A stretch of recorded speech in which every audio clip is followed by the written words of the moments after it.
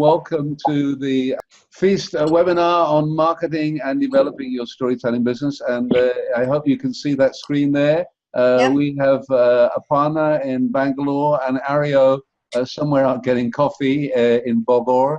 Deeptha, who's in Chandigarh, and Sheila, who is there trying to work things behind the scenes and get everybody connected. Really, the idea behind the webinar series is for us to try and share our skills. We hope that this is one way that we can develop the relationship of Feast with its members and give you a chance to really participate and hopefully tackle things that are of concern to you. This one really is about the idea of how do you develop your professional business. So Deeptha, would you like to try and take this up for us and tell us a little bit about your business and what you see being a professional storyteller? What does that mean to you? Wow. Okay. So first of all, thank you, Roger, for having me, and Sheila, and it's wonderful to connect with all of you again. So to come to your question, I run a storytelling venture. It's called Ever After Learning. Really honest, I never set out wanting to launch a storytelling business. It happened as an extension of my work in corporate learning and development. That's how I began to take on the skill of storytelling. And it was only much later, I think after about 3 years after I quit corporate and I'd already been doing some level of storytelling, that I decided it is perhaps a good time to see if I could monetize this in some way.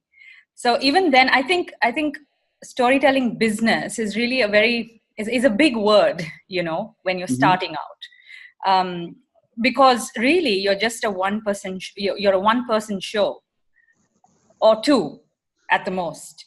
So very few people set out there wanting to be like a multi-million-dollar storytelling company. You know. Do we know anybody who's a multi-million-dollar storytelling company? I doubt Not yet. Yeah.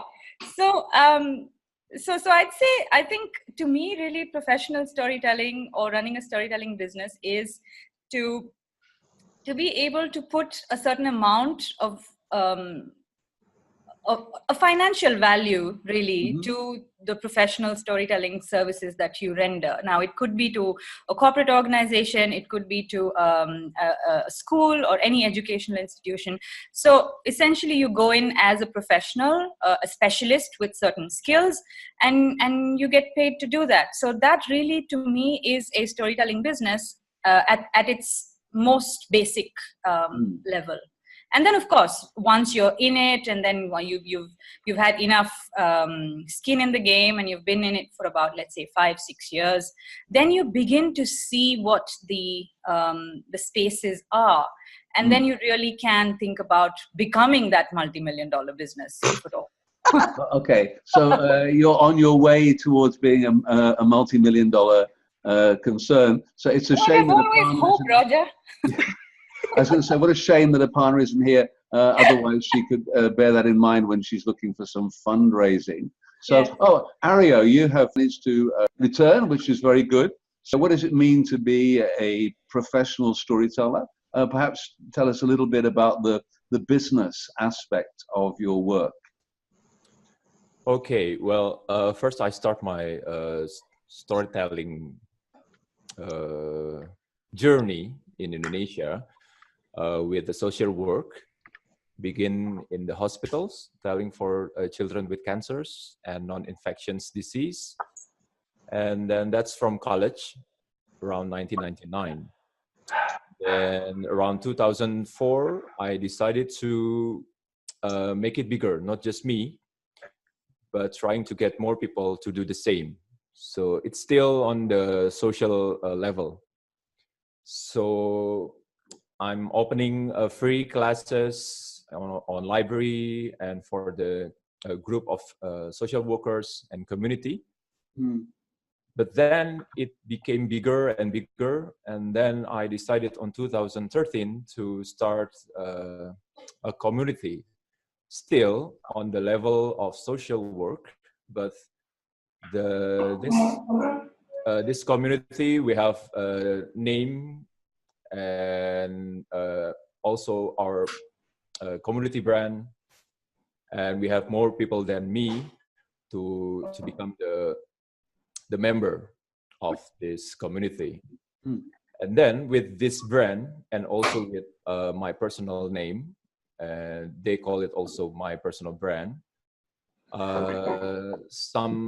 Well, in Indonesia, we have like a private company and a special brand for children, milk, clothes, well, anything with special market target is children and family. They usually ask me to use storytelling to sell things, to sell their products and their programs. So maybe around 2005 or 6, I decided to become a professional storyteller, which is mean I will do storytelling for a profit, and I have my own team to manage the time, the schedule, and then to work on the props and the preparation before the event, the commercial event. But I'm still working exclusively with the story and how to tell the story. But now I think it's around 2015 or 16, we built our own company, our own private company in storytelling. We call it Imagination Factory. And now we have like 10 professional storytellers ready on call to do storytelling by demand, by request. Wow. So it can be on corporate storytelling, and sometimes we call it story selling, a story that sell product or program, but still in soft selling. So it's not, the story will not mention about the product or the brand or ask the children to use the program or the brand. It's just using the story as an image of the program. Yeah. Well, that sounds very interesting. And am I right in thinking really that this work that you do through your Imagination Factory is really a way that you are helping to support where I suspect your heart really is, which is in the community work? Yeah. Oh, yeah. That's true. Thank you, Roger. Yes. The Imagination Factory, the imaginatory profit will fund the community, the Ayo Dongeng Indonesia. Yeah. But one thing for sure, for me and the other professional storyteller in the imaginatory, the corporate, we still have our own main job to support us. So I myself teach in the university, and the other, they work in the and in their own business. Okay, so Deeptha, now you know where the man is on the way to his $1 million, I think. Okay. I'm moving to Indonesia. I think he can do some competition. Yeah, certainly $1 million ringgit, not a problem. Sheila, can I ask you just to chip in your experience? Yes, how you see your work in terms of your business. Well, again, with Kieran and I sort of stumbled into storytelling, and it was actually people who told us we were professional before we actually really felt professional. And it took me, to be honest, about 10 years before I felt that I could call myself a professional. I felt like a fraud for many years because I felt I was just 1 or 2 steps ahead of everybody else. But after about 10 years, I suddenly realized, oh gosh, you actually have absorbed quite a lot, you know quite a lot. So I think it's been a journey. So for me, it was, what makes the storytelling business. It was I've kind of sort of just kind of gone with it, and I think it's very different in different environments. We don't have what Ariyo has, that sort of, big companies asking us to tell stories. We have the government who is, supportive. The government, is a big part of the sort of a business sort of environment here. So and to be honest, we didn't have to market ourselves, because Kieran and I were the people who started storytelling here, and we worked very, very hard, but I wouldn't say it was incredibly difficult. What we did do was network a lot. Mm-hmm. And that helped build the business. So it's changed over the years a lot. Mm. Yeah.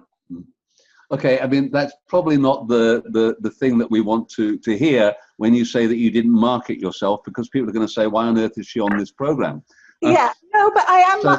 So, I am marketing myself now, because I also realize that you cannot sit on your laurels. You cannot sit and just, okay, I'm sort of one of the pioneers and people will come to you, because now there are so many more storytellers. So I had to change. And I think that's one of the things that for the beginning storyteller, there's so many things that you can do. And there's lots of people possibly doing them. But so you can't compete with them because you're too expensive. I do notice I'm not my team. Well, I've got a team of about 8 people, and we're very close collaborators. And they tell me when they get a job. In fact, they all share when they get a job, and they say, "Do you want to do it?" Or "I'll do it." Or and I'm not getting those anymore. Some of them I'm not getting, because obviously they're looking, oh, she's going to be too expensive. So I've had to sort of go up the value chain in order to get any work. And I think that's one of the things you've got to learn. You've got to see where your position is in your environment. Are you one of the, really established, or you're a beginner? And the beginners, after a while, as you get more established, you have to find new things to do, find new niches, so that market those, so that you're not competing with people who are less experienced. I think that's very useful what you're saying there, in terms of how you need to keep reevaluating your position and what it is that you can bring, and what is unique, I suppose, in the way you present yourself. I'd like to, can I just bring, I see Aparna has come back to us, which is great. That's good. We've got you back in, Aparna. Could I ask you just to say a little bit about your business and why a professional storyteller? I think my journey started with storytelling probably around the year 2010-11, and a lot of my time before that was spent in the software industry. So I worked as a technologist for about 15-16 years before that, and as I moved out in 2010-11, I resonate a lot with what Sheila said, in the sense that it all began with me working in the social segment. In fact, the reason why I took the shift from corporate world to storytelling is because I started to work in the corporate social responsibility projects, the CSR projects. So I worked with semi-urban and rural segments where, I would go as a volunteer and tell stories, and I saw great value in it. I saw great response for the stories that I said. And so that's how it really began. So when I just moved out of the software segment into the social segment, it was a smooth transition, simply because social segment meant working on a voluntary basis. I was working pro bono.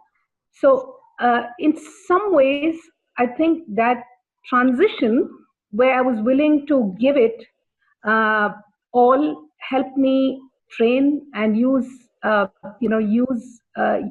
use my time to evaluate and assess what it really means to do a good job, understand the skills required. And there was no pressure on me in the sense that I was doing it in the social segment. And by virtue of it being the social segment, there was very little storytelling to begin with in that space. And so whatever I did was a bonus for them. At the same time, it gave me time to kind of learn the ropes, so to speak. Yeah. And then the next couple of years was really about doing a deep dive in terms of what storytelling could really mean, because it was evident that storytelling was beyond just the giggles and the gurgles that were happening, and there was far more value that one could draw out of storytelling. So the next couple of years was about truly researching and doing a deep dive, not necessarily focusing on how one would make money, but how one could get into the profession. Yeah. Which means how one shouldn't be move out of the hobby and the amateur space into truly like what I just heard Sheila say, move up the value chain and see what is the value that you bring to the table, and how you can, in many ways measure that value, Yeah. So a lot of times I see people struggling with measuring the value that you bring.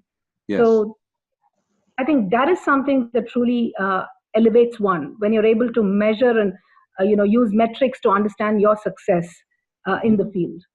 How do you make this transition? It starts off as a hobby, something that we enjoy doing, and then you think, oh, several people have said that you want to monetize this, and how. So what is that process? How do you get from being an amateur and moving towards something more professional? While you're thinking about that, let's just go around and ask people. I'm going to start with you, Deeptha. Give me one thing. What does it mean to be a professional storyteller? What is the distinguishing that makes you different from telling the story as an amateur? Now that I've been doing this for about 10 years now, I can say that what might distinguish me from somebody who's just starting out perhaps is the level of engagement that I have with the story. The level with which I when I look at a story now, I look at it from so many different angles and sides, as opposed to how I might have done it 10 years ago. And it's taken me this long really to get here. So I think that is really the biggest differentiating factor. Okay. That if I were to pick up a story now, I tell it so differently from how I told it 10 years ago. And I know I've grown. Okay. Yeah. Thank you. Ariyo, over to you. Well, for me, we have this three term in storytelling: beginners, social storytellers, and professional storytellers. Beginners is for somebody who just start and learning by doing the storytelling, and then social is somebody who already got few years in doing the storytelling, and then professional is the one who decided to do the commercial part, the taking profit things in storytelling. Well, the difference is I don't know. For me, is doing the social part is also a professional. You need to be professional with the children who work with you. Who listen to you, and then we need to be professional with the librarian who invite you, the teachers who invite you, the orphanage who ask you to tell stories. But the difference is only on the money and only on the way you sell yourself to put yourself in the market. So maybe that's only the difference. Okay. What I was going to say, I think. For me, for example, I would say that the difference as an amateur teller, you can just tell the stories that you want to tell. When you become a professional, then you have to tell the stories that your client wants you to tell. You are telling because there's a purpose to it.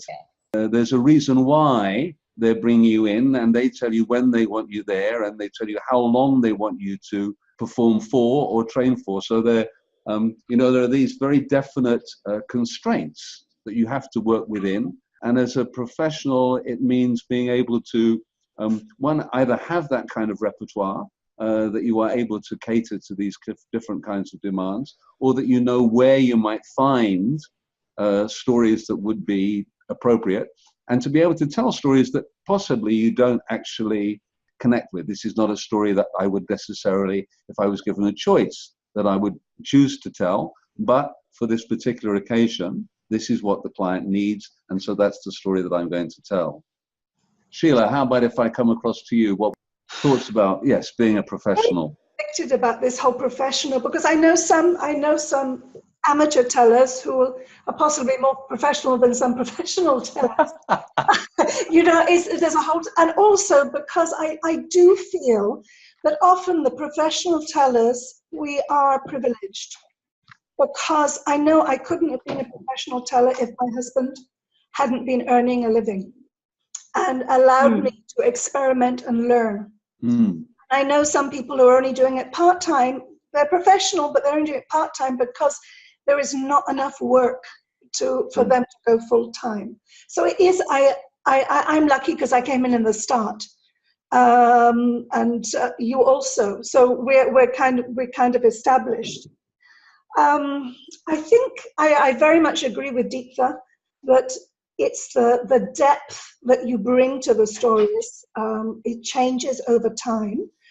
And I also think a professional storyteller, apart from just being somebody that people pay, if you're going beyond the monetary component, it's somebody who is very versatile, and I think you have to go through quite a lot of gigs from hell, as we call them, in order to develop that versatility and to know how to cope in any situation.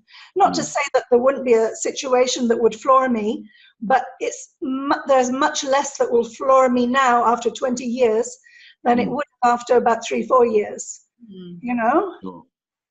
So to me, that's it. And also it's knowing the you know, going a bit deeper, having the foundation, knowing about ethics and all these sort of things, which people in the beginning are still learning.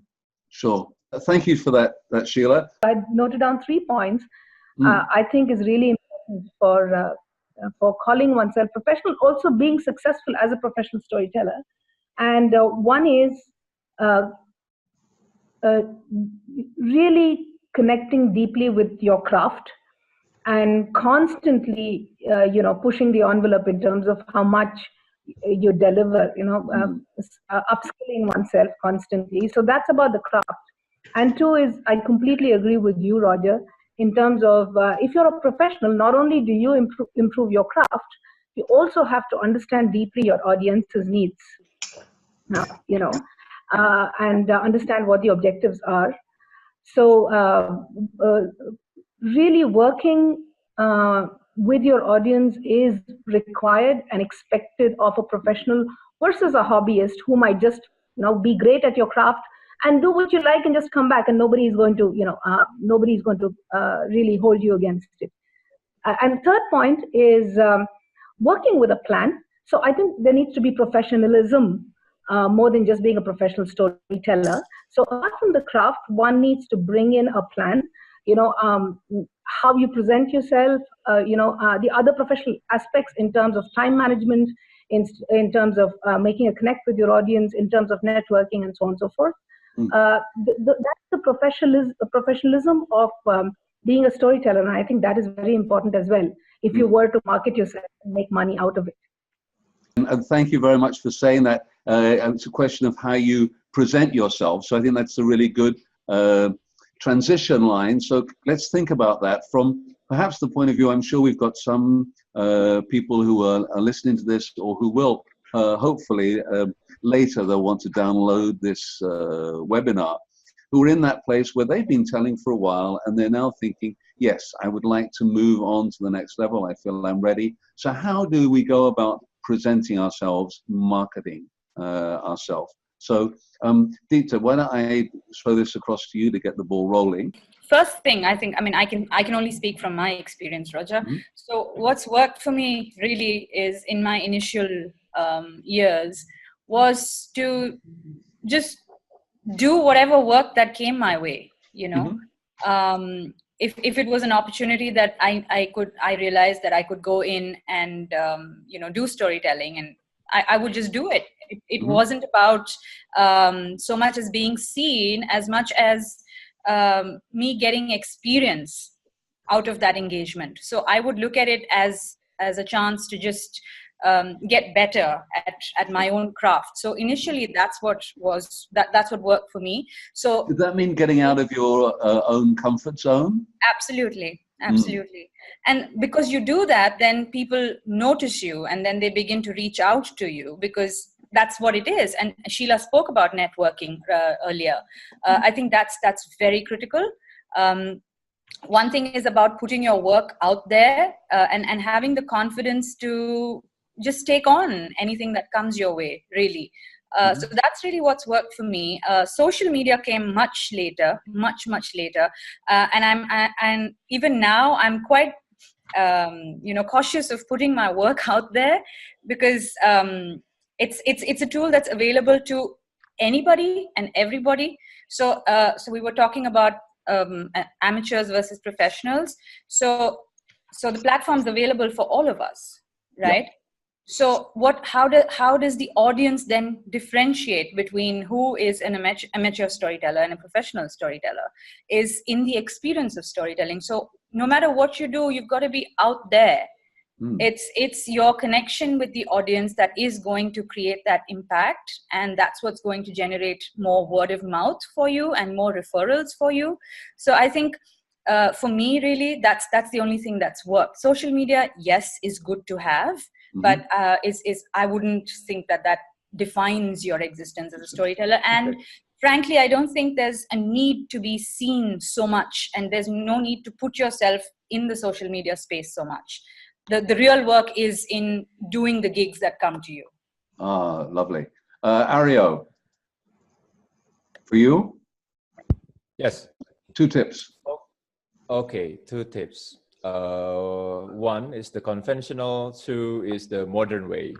The conventional way is the WOM, word of mouth. So it's still working in Indonesia now.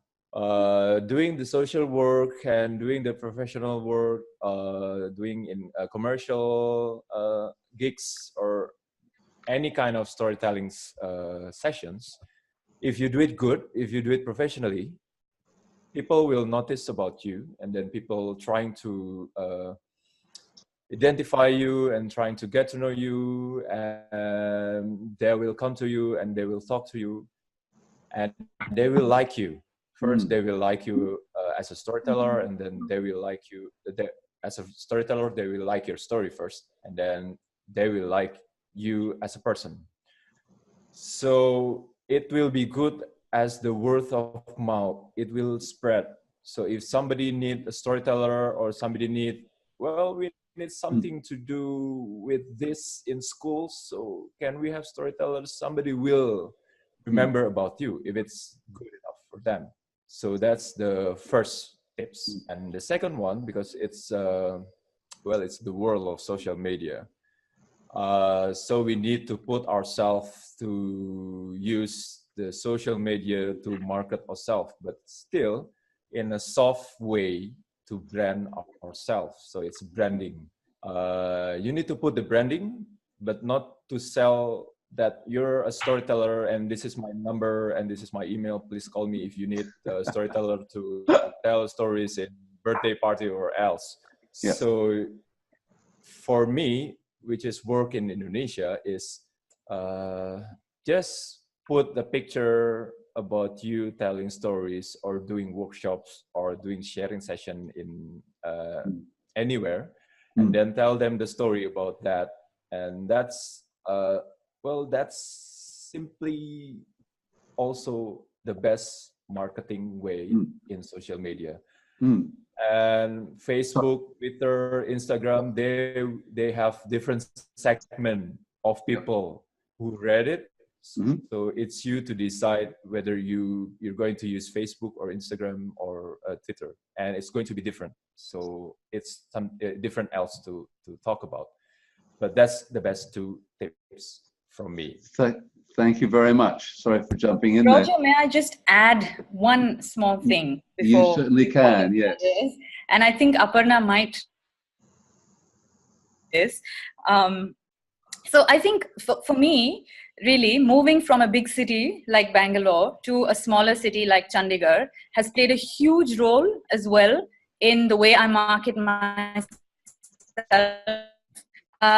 So I realized that I was doing a lot more than really what was necessary while I was in the big city because of the competition. The market had suddenly become really cluttered as opposed to how it was when I started off. So I see this with a lot of storytellers now as well from other bigger cities, where there is this need to put yourself out there for, I think, call it fear of missing out, perhaps. So there is this deep level of, I don't know, I don't want to call it fear because that's a strong word, but there is this need to be seen and to put every single bit of your work out there if you are in a city where there are a lot of storytellers around you and the audience really needs to pick the best out of the lot. But now that I've moved to a smaller city, I'm doing a lot less. Of course, I do my gigs and I'm out there. People call me, even without my work having to be, without my having to scream really that look at me, I'm a storyteller, and I can do this and I can do that, and every gig which is pictured and photographed and videographed and all of that. So I think it also has, the way you market yourself has a lot to do with the city you live in and the number of storytellers around you. What had struck me was that both Deeptha and Ariyo, one of the things that you're both very diverse in terms of where you're telling stories. And I think this is also very important, that one of the issues that we all face is that perhaps the perception of what a storyteller does or who the kind of occasions that you would want to use a storyteller are still, the general perception is very restricted. Storytellers are just for birthday parties, as you mentioned, Ariyo. And whereas, of course, we know there are so many different contexts and situations where we can play a useful role and contribute. And so when people see you in working, whether it be in a hospital or in disaster therapy, or you're going into a school or a corporation or doing something with the government, or a community center, that kind of thing, the more diverse you are that you show, then you're also helping to kind of market not just storytelling for you or yourself as a storyteller, but also I think you're helping everybody by creating that awareness for what a wonderful tool storytelling is in terms of benefiting the community. Yes, Aparna, over to you. So I guess, Roger, you've said a lot. You've said a lot of interesting things, and I guess Ariyo and Deeptha have covered how it's important to present oneself offline and online. And like Deeptha said, and you said, screaming is sometimes inevitable if the competition is very high, and therefore it becomes very important to present oneself with authenticity. And when I say authenticity, I mean really understand what kind of a teller you are and what your zone is, and really identifying your zone. While I agree with Deeptha saying that one needs to pick anything in the beginning, that's only, in my opinion, the entry to what is it that you're truly inspired by, what turns you on, and what value you can bring. You see, it's a confluence of skills and need. And if you can kind of bring that marriage in terms of what the need is and what your skills are, and bring a happy marriage of the two, then business happens, and then there's recognition, and then it follows with rewards monetarily as well. So it's important to be authentic and choose a style and choose a field from the diverse set of fields where not just performance storytelling works, but applied storytelling works as well. Yeah. Okay, can I come across to you, Sheila? And I wanted to ask you, an occasion when you did a performance and perhaps it didn't give you a lot of financial reward, but it was actually very good in terms of creating your visibility. Because again, I'm thinking for these a teller who's there trying to get more visibility, to start making these contacts. So, what are the kind of places where you should be looking to try and get a gig that is going to get you noticed? The chances of being invited to be on the TV and doing a presentation, telling a story is fairly remote, unless you're very lucky or you're related to the director or something. Well, actually, I've done in the early years. I'd done a few things on TV, but that was just more luck than anything. Yeah, sure. I'm not sure. I can't really think of a performance, because the thing is, now for the last number of years, I have done more. My professional work has been much more workshop based. My performance work tends to be more community based. That I do it for the fun, or I go to a festival, or I do an adult performance, and I get very little. So I'm not trying. I think it's in Singapore anyway. It's very difficult. You cannot make a living as a performance storyteller. You can make a living by doing workshops. And for workshops, what has worked for me in a particular, I do a lot of business workshops, so organizational storytelling. And I stumbled into that about 2004. And I gradually learned about it and built up. But about 5 years ago, suddenly that went zoom. And it was very much because I started to do public workshops for a business school. And I still do quarterly workshops for this business school, 1 day introduction to organizational storytelling.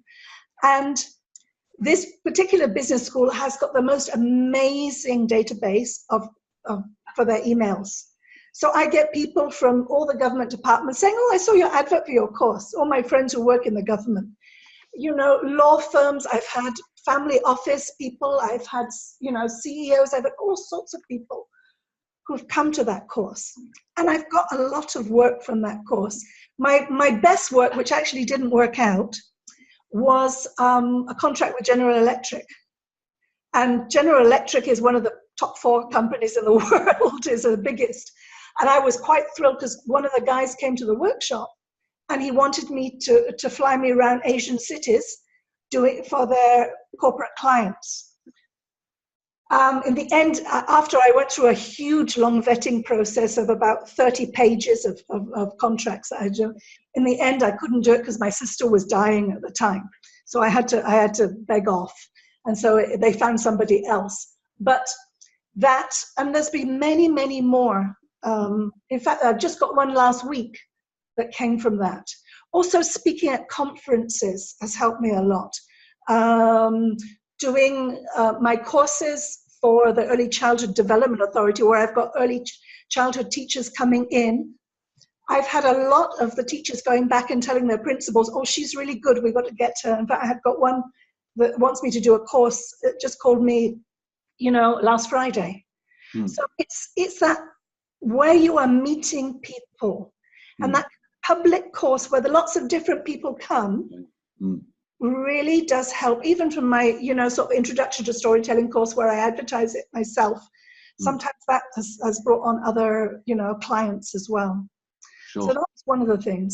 Yeah, very good. Other thing, if I can just say this, I think the other thing that I think is very important to marketing success is that everybody who phones you up for an inquiry or sends you an email, you treat them as a client from the first second. So you don't stop thinking about you, and you think about what they need and how you can meet their needs. And if that is, I know somebody else who's better at this than me, you tell them so, and you refer them. I've done that a lot, and I've turned down work a lot. I mean, I'm lucky I'm in the position to do that, but my goodness, does it impress people when you do that. And they will come back to you with something else later on. And also, I would say collaborate, because if I find, there's something, in fact, I just passed something to you, Roger, right? I couldn't do it. Right, yes.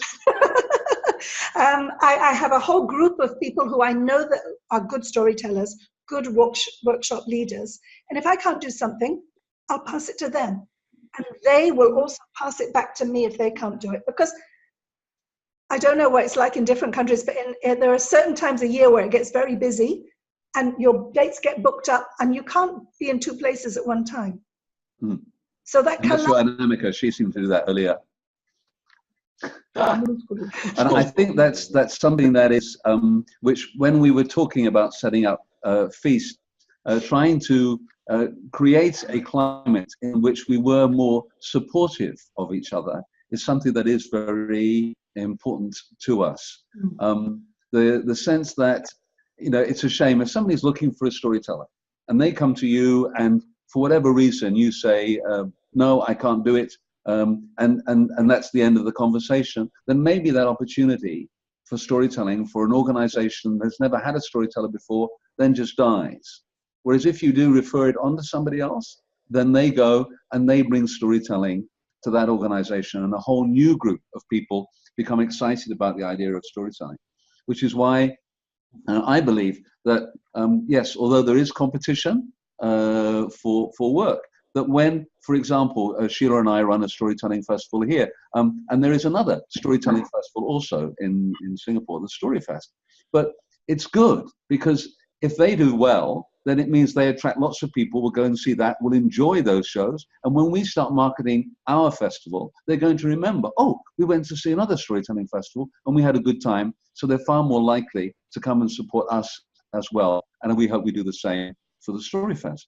So this idea of helping and sharing each other is surely going to benefit everybody. That storytelling is not a kind of a zero-sum game, and there's only X number of people who are looking for stories.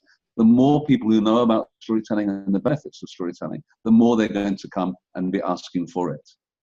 I don't know, who are we going to jump to? Does anybody else want to share on ways of being able to reach out and make these kind of contacts? Yes, I've got Kiran is waving a hand frantically at me. Thank you very much, Kiran. Oh, hello, everyone. Everything that's been said just so resonates, especially what Sheila said, because we started it all together in Singapore again. But it was also, when we started out, the other thing is we both had other jobs that, for me, paid the bills because I was attached. So I was still doing my teacher training in the evenings, and then but it took a few years before we sort of petered that. And you were doing speech and drama, Sheila, if you remember that. So we still had to go through that process before financially, at least I was ready to say, okay, I don't have to do so much teaching. I'll keep a hand at it just, as a backup. But the bulk of it was storytelling. And the Singapore context was also different because we had a lot of support from the National Arts Council that supported the schools. So there was a lot of work there at that time for us when the competition was not so great. But for me, coming back to the professional bit, is also how you prepare for a story. Because you're going to be paid for it, you need to really research, you need to prepare.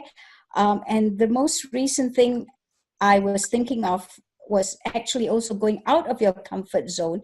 Roger, you talked earlier about what the client wants. And that comes into place as well in terms of, I was doing this pirate thing. Me, pirate? I learned language, it was such a steep learning curve, but it was great because I put so much effort into that. Doesn't matter, I've been telling stories for 20 years. I've never done pirate stories like this to preschoolers, yeah? So it's a whole different thing. And you as a professional, you have that responsibility, even though it was very miserably paid, that doesn't matter.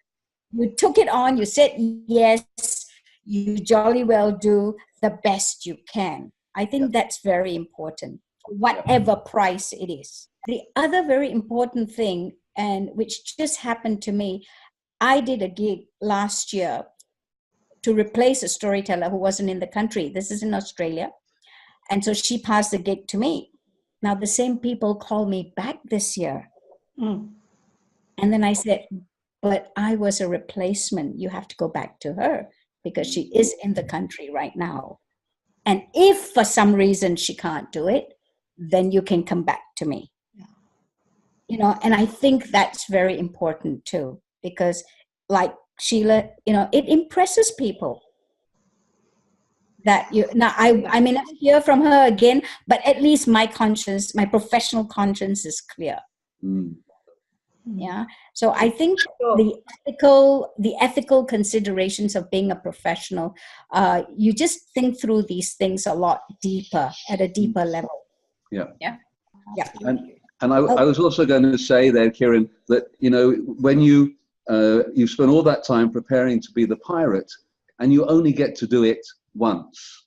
Yes. Right? Whereas if you're an amateur, you work on this story, and if you don't quite get it right this time, you know you're going to be telling that story again somewhere else, and again and again.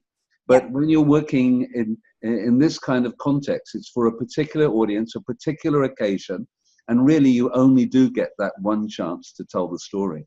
So it really is important that you're on your game, and you can't make excuses, can you? No. Yes. Thank you, Christine. I'm on now. I think that one of the important things that was said was about, as a professional, stretching yourself into other areas. Yeah. And I think that that's a good thing to grow professionally. At the same time is to know where your strengths are. And you refine that over the years. So you might say yes to everything in the early years, and then you say, look, I think that early childhood's not really where I want to spend my energy. I want to spend it either with primary school or adults or whatever. For some, they come to the decision that it's about performance storytelling. For others, it might be about process storytelling, using story for community building, for group dynamics, or for particular groups.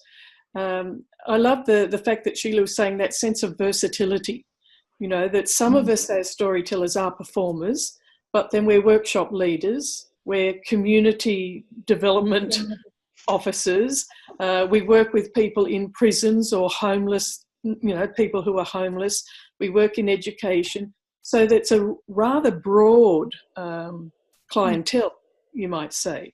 So it does require us to say, that the skill that we take is not always one skill, but many skills. And that often where we've come from before we became full-time professional storytellers, that we forget that those skills have really seeped into us. So that some have come back from, you know, backgrounds of, say, social work or education or business, that will also affect their manner of storytelling and their manner of marketing. Yeah. I think that was very clear listening to Aparna earlier on. Yes. Can I jump in, Roger? Yes, Sheila. Because what you said really rings a bell with me, Christine. Because at one point in my, you know, a few years ago, probably about 5-6 years ago, I felt like the bendy man. I was like overstretched. I was doing, one day I would be training preschool teachers, the next I would be training colonels in the military. And it's just so many things. And I'm very lucky to have a wonderful storyteller, Cassandra Y, as a friend and a mentor. And something that she told me, I think, is very useful. She said, because she saw that I was in a mess, and she said, you are doing too much hard work, too much difficult work. You need to stretch beyond your comfort zone, but you are doing sort of 80% beyond your comfort zone and 20% easy work. So what I actually did is what you need is about 20, and for different people it will be different depending on their personalities. And I do suffer from stress problems. So for me, what I've tried to do is have 20%, which is really stretching beyond my comfort zone of my work, and 80% I've tried to deliberately create work that I can redo so that it's easy and fun and enjoyable and it gives me joy. Not boring stuff. So I think that's made the difference, and it's different for everybody. But you must extend yourself, but too much that you burn out, because that is a real possibility in such a broad field. I think that's the maturity that you gain after years of being in storytelling. You can say, yes, I can do it, but I choose not to give the energy there because the energy is best suited with this particular group or this particular field of storytelling. True.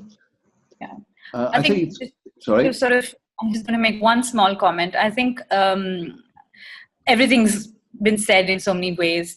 I think one useful way of looking at this is to look at where, when you're presented with a choice, where you're going to make more impact. I think that's a very important criterion to go by when you choose the kind of work that comes to you. While in the beginning, you will do everything that comes your way because you're looking at it as an opportunity to gain experience. Along the way, you will figure out that this is not so much you, and you come away more satisfied doing one kind of work versus the other. And I think for me, that's really what I've been able to discover, that my heart and my calling, and I think my skills are best used in the education sector as opposed to the other industries that I've worked in. I know very early on for me, there I was trying to establish myself as a professional teller. And I got a call from a friend who is a librarian at an international school.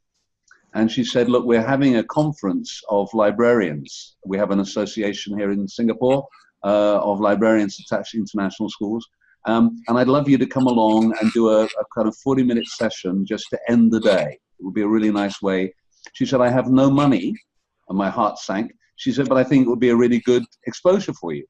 And she was right. I went and I picked up a lot of really fun work in Saigon and Shanghai and Jakarta, you know, because of those kind of contexts. So I would say if you've got access to librarians in wherever you are, that kind of association, because they will have funds possibly, they will always be looking during book week or celebrations to try and find the storyteller. So if you can get access to that kind of group of people, that can be very helpful.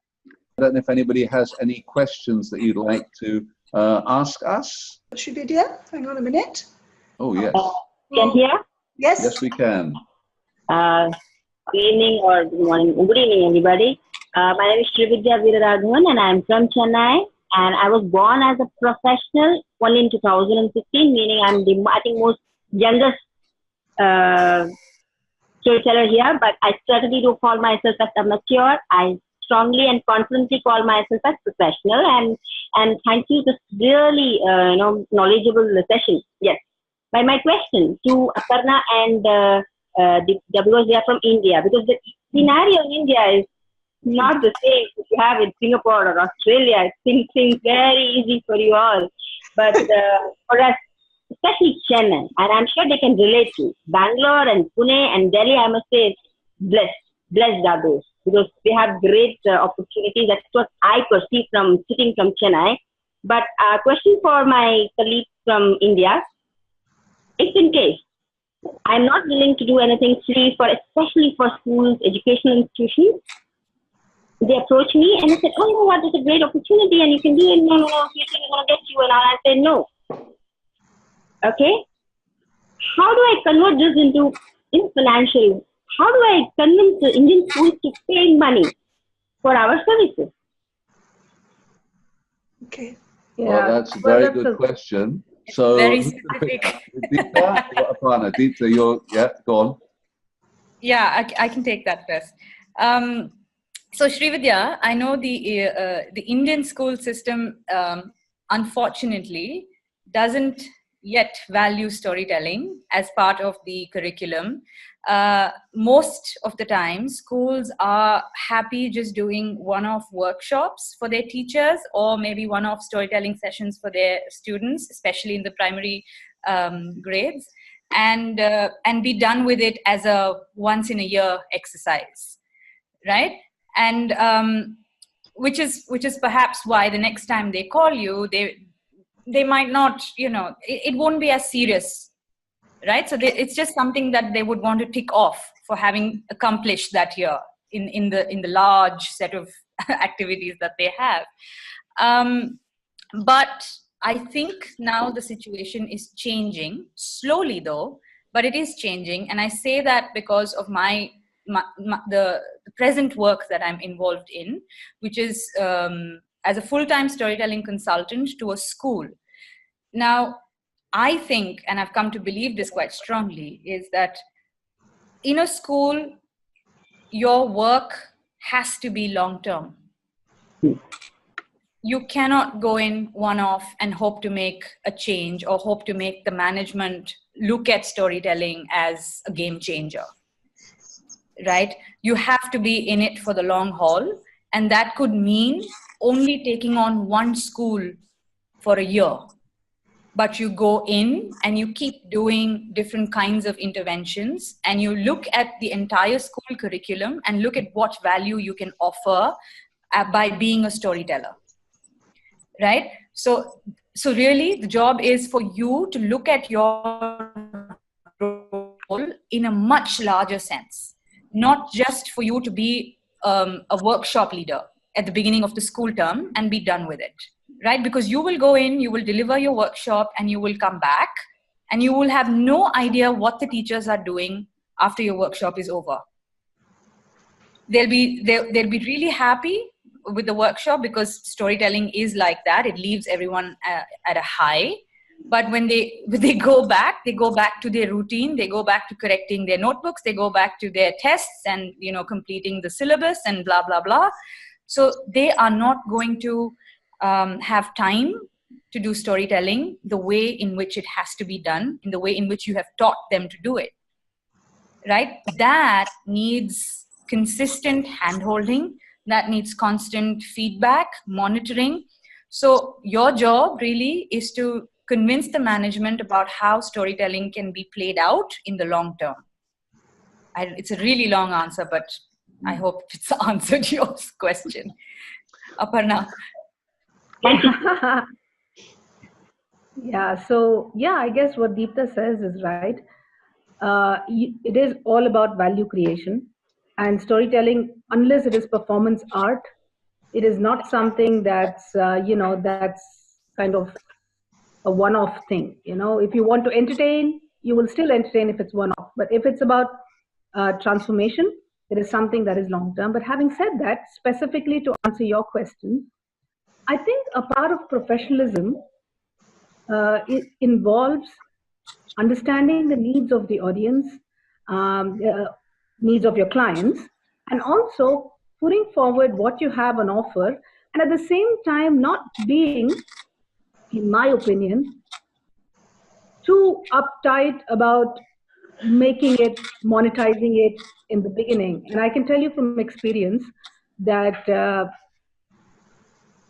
giving a teaser and giving a one-off, either at a subsidized cost, or if they really don't have the means, then pro bono, I've done a lot of that as well, only serves itself well in the longer run. And if just to kind of prove my point, in the world of business, be it products or be it services, there are a lot of times people offer samples. You get samples of toothpaste, you get samples of sample books that you get to really gauge what kind of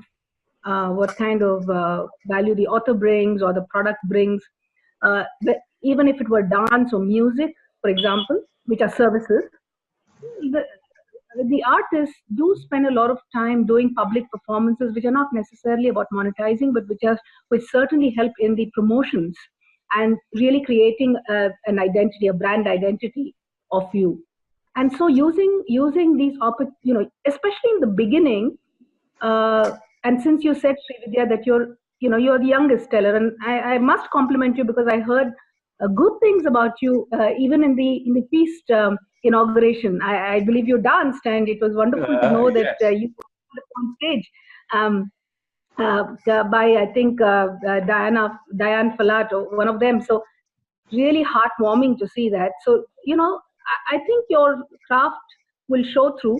And it's important for us to not be too uptight in the beginning about, is every single piece monetized as much as it is, is it helping me build my identity? And sooner than later, the rewards and the recognition will follow through. That's the short answer. I hope it addresses what you asked. Thank you. Srividya, and don't look at, schools as this huge group. Look for the one where you've got a contact. You've got a friend, where you've got an ally in the school, and that may be a teacher. It may hopefully be someone who's actually got some influence in the school. It may be parents who are willing to go to bat for you and say, you've seen what she's done with our kid. She told the story, and our child continues to tell the story now, and this is weeks afterwards. So that you find where, as Sheila would say, a collaborator, somebody who's on your side and will be there supporting you in the school. Because it's very hard if you're going in and the school doesn't know you, the school, you've got, no connection with the school. Find that somewhere where you have an ally, and perhaps that way it will be easier for you to get in through the door, and hopefully then you don't have to do so much giveaway before they start to realize the value and are willing to discuss something more permanent. I can't believe that Jemini has also been so quiet for this whole session. This is a record. Making lots of notes. Very good. Yeah, okay. Maybe you could become the webinar quiz master. Okay, that could be a role. And then, we send out a quiz to people to see how much they were actually paying attention afterwards. We lose Anna. Yeah. Yeah, I know Anna's been there, and but no, she can hear now. You can hear now, which is good. Yes, all right. Was there any? Can you actually ask a question? Did you want to ask a question, Anna? Yes, but oh wow. Okay. Well, I can't believe we've actually got you vision and sound. So I'm going to spotlight you. Everybody, say hello to Anna. Hi, Anna. Hey, Anna. I'm especially interested in Deeptha. Do I say your name right? Yes, that's right. Because I've been trying to do storytelling in a school for very long, but I seem not to raise their awareness, and maybe I'm also not very sure what kind of added value I can bring. I've been trying different things. What do you do in the school? So the school that I work with right now, I do a lot of storytelling based work as part of the curriculum. So my work involves training the teachers, building capacity for them to use storytelling in the classroom as a teaching learning methodology. And this is with the language teachers. So this is just the first year that the school has started off on this exercise. And it's a very ambitious exercise that they've taken on. So then for the middle school, then I work directly with the students. I do a storytelling club with them. And for the senior grades, for the 11th and 12th graders, I do a more of an application of storytelling based work for them to develop their communication and their presentation skills and all of that stuff. So the chunk of the work is with the primary school for this year. So my work involves looking at the English reader, the textbook, and using the storytelling method to transact the contents of that textbook. Okay, does that help, Anna? Well, it surely helps that it was the school that asked you to do this, right? Because it has been me trying to tell the school how great it is, but the school says, "Oh yeah, sure," but well, they keep letting me do stuff. I do stuff for free, tons of things, but it's not part of the curriculum. So. Yeah. So, well, I think I've been lucky, and this is exactly why I brought up this point before about big city versus small city. I'm seeing that has a huge role to play, more and more and more, beginning to believe that. In Bangalore, it was a struggle.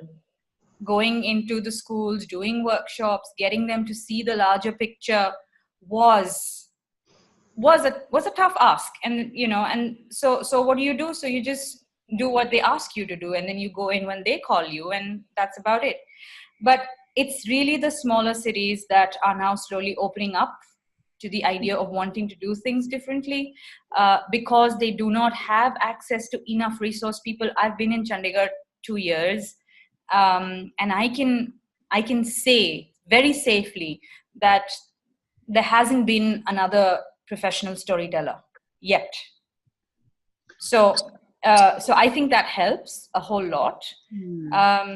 Also, I mean, they have to believe in you. They have to take the chance. So the school has to take some sort of a risk. So yes, this is a decision that has to come from the top. So if you have access to people in school management, in decision-making positions, then you should be talking to them. Like Roger also pointed out, if you have an ally, then use that route. What do I ask them? Because that's what I asked them. Oh, can you have a performer? And no, I don't know what to ask them. I'm sorry, I didn't quite catch that. So you said go to the admin, the top, right? What do you ask? And ask people. Well, look, see, I mean, you can ask them what they want. You either go in with a plan. Do you go cold calling? Then I wouldn't recommend you to go cold calling, because that's not the best way to do this. So if you already are working with a school, then you already have a foothold there. So then get an appointment with the top, to the top brass, and speak to them and tell them, look, I've been doing this with your school for a while now. I'm wondering if there's scope for us to push this further, because I think we're just scratching the surface, really. I don't know how it works in Singapore, frankly, so I don't know if my answer is very helpful. But if I were to go to a school, I would, perhaps try and get a meeting with the director of the school, and then pitch my plan if I were to sell it. Aparna might also have something to say, because she also works with schools extensively. Yeah. So Anna, I think it's it's important you might want to try one of two routes. One, like everybody's already pointed out, knowing two important stakeholders in schools. One is anybody in leadership roles, or a compelling resource person such as a librarian, who is mandated to run programs in the schools. So knowing and using your contacts to go further is one route. Another would really be about it's a longer shot, but it has worked, where you actually run a public workshop. And you see, here's the thing, and here's what I think everybody should understand. Storytelling, like any other business, also requires investment in two ways. One is the effort in investment, as well as some, minimal capital investment, right? Some amount of capital investment. And it's important for one to prepare a good brochure, for example, of what are, the services that you offer, for example. Also have a logo if you have an organization, or if you're a freelancer, then really create a profile for yourself and brand your profile, right? So when you go and present yourself, it's important for you to present yourself as a professional. And when you run a public workshop, then you can use your your branding and your marketing and some amount of money to really kind of send out invites and get people on board. So like Sheila, or I think Sheila was mentioning, you see, one teacher attending it becomes a very powerful, they become powerful advocates of what you could do further with their schools. So it's important for us to invest not just the effort, because all of us invest a lot of effort. I completely empathize with all of us, because we put a lot of effort, but also sometimes we need to channel that effort towards creating something that also presents itself professionally, right? So that helps a lot. And perseverance, my friend. It's just about perseverance. There's really no easy answer, because like all of us agree, we are still yet to reach a point of inflection when it comes to education and storytelling. We are still in the beginning of a journey where people actively see. You see, in Bangalore, there are upwards of 5 lakh schools, right? But how many schools have I gone to? I have gone to many, many schools repeatedly. But how many new schools have I gone? It would be less than 2 to 5% of the number of schools that Bangalore holds. So there is such a great potential. So perseverance and patience and being there at the right time, right place is really important. I guess that's my 2 cents on it. So listen, thank you. I think probably we have stumbled onto another topic for another webinar, and to look at storytellers in schools, and just to think about the kind of work that we can do. My 2 cents to you, Anna, would be to talk to the teachers and find out what are the things that are really bugging them, where do they feel that they need help, and then think, how can I use my storytelling to address some of the issues, so that when you go and speak to whoever it is, you're saying, your teachers are struggling with this. They get a lot of kids who come in who are struggling with second language speakers, and I think that we could run a program with stories that would really help them. So you're coming in with something very specific, and you've got teachers in that school who would support you, because this is an issue that they are facing. So thank you very much to everybody. And we hope I know we're going to see a lot of you in Singapore for the conference, which is fantastic, and we're really looking forward to that. And if you have any comments about the webinar, please feel free to share those with us, because it's very early days, and in the same way that we've been talking about stepping out of our comfort zones, I think for Sheila and myself particularly, this is all part of it, as we try and as Ariyo was saying, there's the conventional way and there's the modern way, as we get used to working with this technology. So thank you very much for being with us, and we hope to talk with you again soon. Good morning. It's 12:30. Wow. I thought Kiran's yawning twice already. I'm really ready for bed. But great meeting you and talking to all of you. Very good. It's wonderful. Thank you, Roger. This is Thank you, everyone. Okay, bye-bye. Thank you. Bye.